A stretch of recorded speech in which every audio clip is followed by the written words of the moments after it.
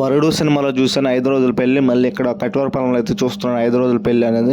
5 రోజుల పెళ్ళిలో అసలు ఏముండిద్దా అనుకున్నాను, బట్ ఇక్కడికి వచ్చి చూస్తే మటుకు తెలిసింది 5 రోజుల పెళ్ళిలో ఏముండిద్ది అనేది. అయితే ఎంత బాగా చేశారంటే డెకరేషన్ కానీ ఎక్కడ ఏదైనా సరే నైస్ అనమాట. చాలా అంటే చాలా బాగుంది డెకరేషన్. 5 రోజుల పెళ్ళిలో మామూలు బీభత్సం కాదు, ఒక్కరోజు పెళ్ళికే మనకి తడిసి మోపిడి అయ్యిద్ది. అలాంటిది 5 రోజులు జరుపుకుంటూ ఘనంగా వీళ్ళు డబ్బు గురించి కానీ దేని గురించి ఏం ఆలోచించలేదు. బట్ చూడండి ఎంత డెకరేషన్ కానీ ఎంత అంటే ఎంత బాగుందో.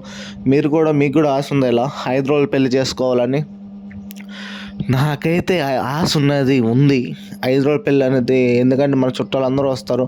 ఒక్కరోజు పెళ్ళికే మనకి హడావుడి కానీ అన్నీ ఎంత బాగుంటాయి, చుట్టాలతో సంబరాలుగా మాట్లాడుకుంటూ జోక్స్ వేసుకుంటూ అందరం కలిసి వెళ్ళి ఆ పని ఈ పని చేస్తూ. అలాంటిది 5 రోజుల పెళ్ళిళ్ళలో ఇంకా ఎన్ని రోజులు కలిసి ఉంటాం, ఇంకెన్ని గొప్ప మాటలు చెప్పుకుంటాం, ఇంకెన్ని మాటల్లో ఉంటాం మనమైతే.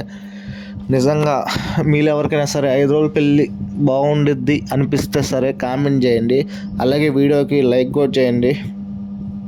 మన ఈ పెళ్ళికైతే గీతామాధురి గారు అండ్ ఈ ఎవడో తెలియదు, గీతామాధురి సాంగ్స్ అయితే మనకు తెలుసు కదా, చాలా అంటే చాలా బాగా పడుద్ది. ఆమెను ఇన్వైట్ చేశారు. చూసారా స్టేజ్ బ్యాక్ డెకరేషన్ ఎంత బాగా చేశారు.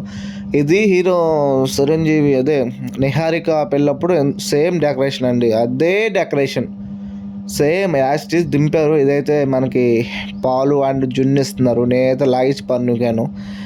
నాకు ఇలాంటి పిల్లలు అంటే చాలా ఇష్టం.